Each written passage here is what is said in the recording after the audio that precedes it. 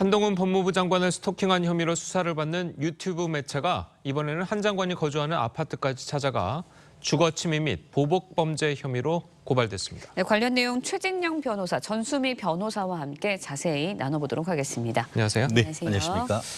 자, 이 해당 유튜브 매체가 이제 생방송을 하면서 이제 찾아갔는데 이 찾아가면서 한 말이 압수수색을 당하는 기분이 어떤지 공감해보라. 자, 이 차원에서 찾아갔다고 했거든요. 자, 이렇게 보면은 취재는 아니라고 봐야 되는 거 아닙니까? 본인들은 취재 차원에서 갔다라고 하지만 압수수색을 당한 마음을 느껴보라라는 것은 뭐냐면은 이미 한동훈 장관이 본인을 이른바 스토킹한 것에 대해서 고소를 했고 예. 스토킹과 관련된 지금 형사 사건이 진행되는 것과 관련해서 압수수색을 당했기 때문에 그에 대한 너도 한번 당해보라라는 보복 목적으로 갔다는 것이죠. 예. 그렇다는 점에서는 이것은 단순한 주거침입이나 협박이 아니고 그것보다 훨씬 더 가중처벌되는 특정범죄 가중처벌법상의 협박이나 그런 것으로 지금 처벌될 여지가 상당히 있는 것 같은데요. 네. 사실 지금 말씀드린 것처럼 단순한 주거침입이나 예. 혹 그 협박 이것을 넘어서 보복범죄라고 할 경우에는 그 보복의 목적이 있다는 것을 검찰이 입증을 해야 됩니다. 그런데 지금 본인들이 스스로 유튜브를 통해서 내가 당신 한번 맛 좀 보라.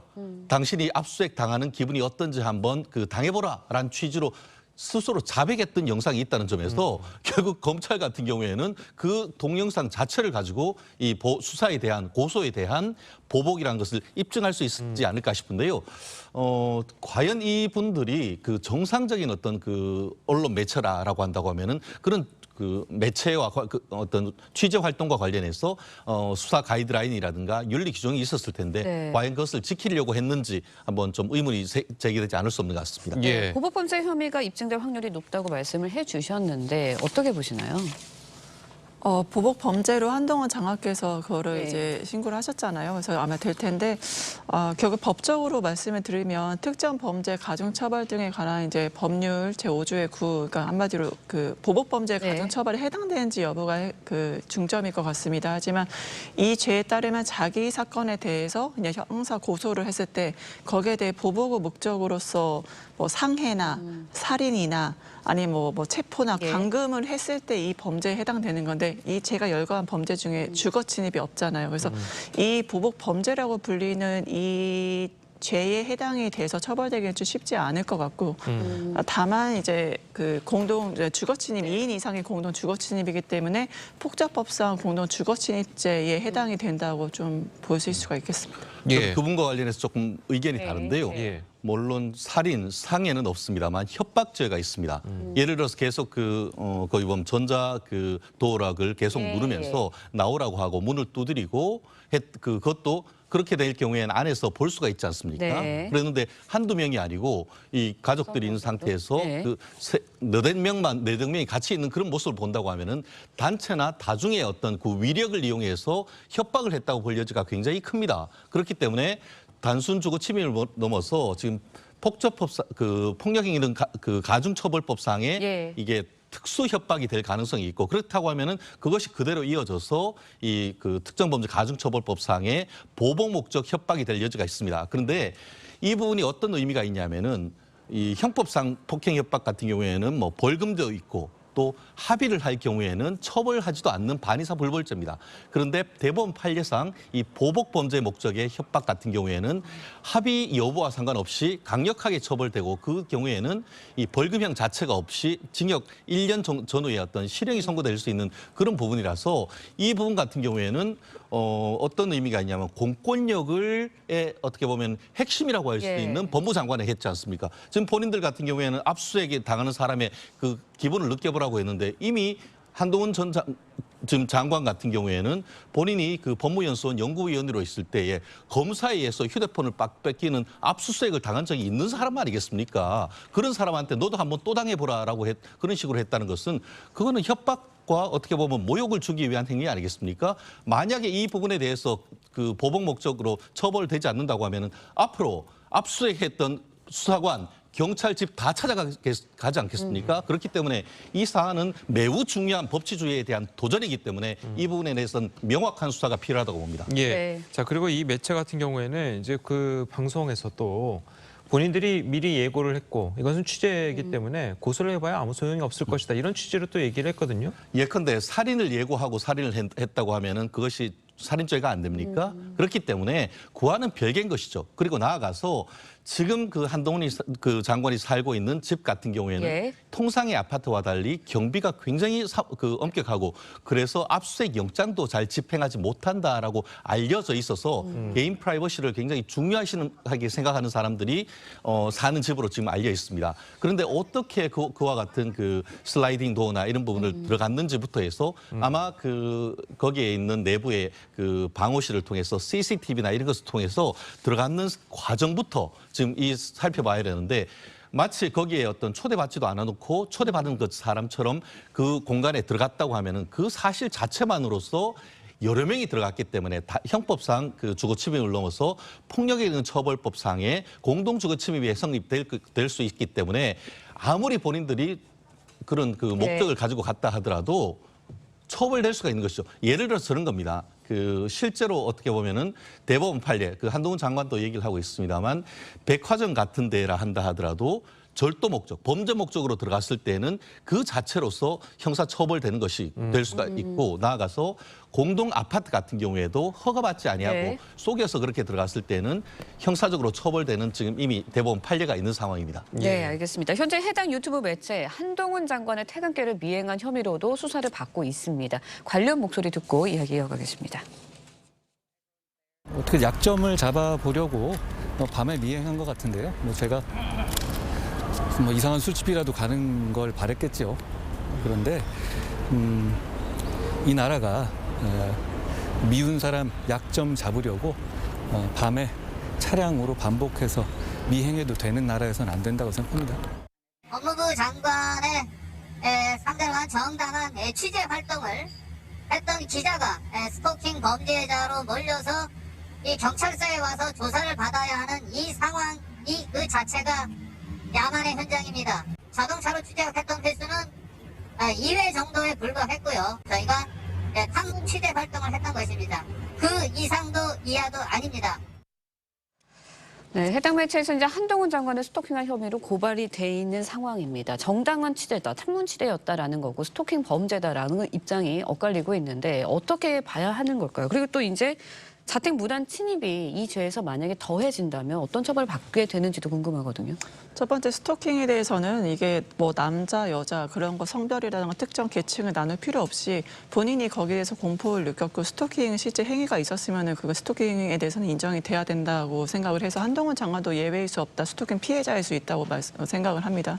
두 번째 같은 경우는 아까 말씀드린 대로 이제 폭자법상의 공동 주거침입죄가 저는 해당될 수 있다. 이 사안에 대해서는 왜냐하면 주거침입죄는 세 가지거든요. 일반 주거침입이 있고 공동 주거침입이 있고 그다음에 특수 주거침입이 있는데 특수는 단체적으로 뭐 몇십 명 이렇게 몰려가서 하는 행위라서 그것까지는 보기 힘들겠지만 적어도 2인 이상이기 때문에 공동 이제 그 폭자법상 공동 주거침입죄로 봐야 된다. 공동 주거침입죄로 보면은 특징이 가중처벌이 된다는 거죠. 본래 형량의 2분의 1 이상 가중처벌이 되는데 원래 주거침입죄 같은 경우는 3년 이하의 징역이라도 500만 원 이하의 벌금이죠. 근데 만약에 2분의 1 가중처벌이 되면 4년 6개월 이하의 징역이라든가 만약에 뭐 750만 원 이하의 벌금. 근데 이 사안 같은 경우는 보복의 어떤 목적으로서 이제 갔기 때문에 그리고 버튼을 이렇게 도어락까지 눌렀잖아요. 아마 법원에서는 그런 것까지는 좀 고려가 돼서 좀 양형에 있어서 좀 무게가 굉장히 있게 나오지 않을까라는 생각을 합니다. 전문가 선생님 방금 말씀하신 대로 도어락도 누르기도 했고 예. 그리고 생방송으로 집 앞에 찾아가는 거를 중계를 했기 때문에 그 아파트가 어딘지 예. 그리고 그 아파트가 뭐 몇 동 몇 예. 호 몇 호까지는 아니겠지만 몇 층인지까지 특징을 할 수가 있었거든요. 거기다가 집 앞에 온 택배까지 이제 들여다보고 거기에 대한 이제 뭐 얘기라는 장면도 있고요. 자, 그 부분은 어떻게 또 가중처벌이 될 수 있을까요? 그게 안에 있는 사람들이 얼마나 공포를 느꼈는지 뭐 그런 여부에 따라 분명히 달라질 수 있겠지만 확실한 건 말씀드린 대로 이제 특가법상 공동 주거침입죄는 무조건 저는 성립이 된다고 보고 무엇보다 여러 가지 특수적 상황을 볼 때 분명히 가중적으로 처벌됐을 때 굉장히 무거운 형량이 나올 수밖에 없다. 그리고 이거는 법정의 측면이 아닌 인간 도의적 같은 여자로서 측면이 있을 때 집안의 가족이 아니라 타인이 우리 집에 도어락을 누른다라는 것은 그 집안에 있는 배우자분과 따님이 계셨던 걸로 알고 있는데 예. 굉장히 저는 공포적인 상황이다라고 해서 그런 것들도 분명히 이제 양형을 할 때 고려될 수밖에 없는 그런 사안이 있고 이제 그런 피해를 당하신 분들한테 저는 위로를 좀 표하고 싶습니다. 예. 자, 그리고 이 유튜브 매체 같은 경우에는 한동훈 장관의 청담동 술자리 의혹도 이제 제기한 그 매체잖아요. 자, 그 매체기도 하고 결국은 거짓말로 드러난 그러한 게 이제 이 사실인데, 자, 그 부분은 좀 어떻게 봐야 될까요? 그렇습니다. 이 부분과 관련해서는 이른바 사이버 명예훼손죄가 성립될 여지가 상당히 높다라고 볼 수 있는데요. 예. 우리 법적으로는 그 정보통신망 이용법상에 이제 비방의 목적으로 허위의 사실을 적시할 경우에는 일반 명예훼손보다 훨씬 더 가중 처벌이 됩니다. 근데 이번 사안 같은 경우에는 지금 그와 같은 그 제보를 했다고 예. 제보가 아니고 전화를 했다는 여성이 경찰에 가서 그와 같은 내용이 허위라는 거짓말이었다는 얘기를 했었고 그걸 제보했던 사람조차도 그 부분에 대해서 이게 의문이 있었다라는 글을 지금 올리고 있단 말이에요. 그렇다고 하면은 그 사실에 대해서 그 당시 현장도 가고 그 전후에 있었던 사정을 면밀하게 취재를 예. 해서 그것이 설령 허위라 한다 하더라도 사실이라고 믿을 만한 상당한 이유가 있는지에까지한 취재를 해야 됩니다. 그러지 아니한 채로 의혹 보도를 넘어서 그것을 사실인 것처럼 얘기를 하면서 보도를 했다고 하면은 그것은 거의 뭐 예외가 인정되지 않을 정도로 이것은 이 그 정보통신망법 이용법상의 허위 사실 적시에 의한 사이버 명예훼손죄로 처벌될 것이고 이 부분에 있어 가지고는 실무적으로 봤을 때도 구속영장이 발부되는 케이스가 상당히 많습니다. 나아가서 이것은 그 더불어민주당의 네. 김의겸 그 대변인 같은 경우, 의원 같은 경우에는 본인이 그와 같은 그 더 탐사의 보도를 협업했다고 했지 않습니까? 그렇기 때문에 그 협업이 과연 어느 정도인지 어떤 의미인지 모르겠습니다만 수사를 통해서 결국 그 국회 내에서의 발언 자체에 대해서는 면책 특권이 이루어지겠지만 예. 이와 같은 허위 보도가 있는 과정에서 서로의 협업이 있었다라고 할 경우에는 더 탐사에 관련된 사람을 처벌함과 아울러서 김의겸 더불어민주당 의원에 대한 사람까지 이른바 공동정범으로서 사이버 명예훼손으로 처벌될 수 있다라고 지금 예측이 되는데요. 그렇기 때문에 그러한 점에서 한동훈 장관이 그 김의겸 예. 의원에 대해서 당신은 나한테 그 사과할 필요도 없다. 법적 책임을 져야 된다는 것은 바로 그 부분.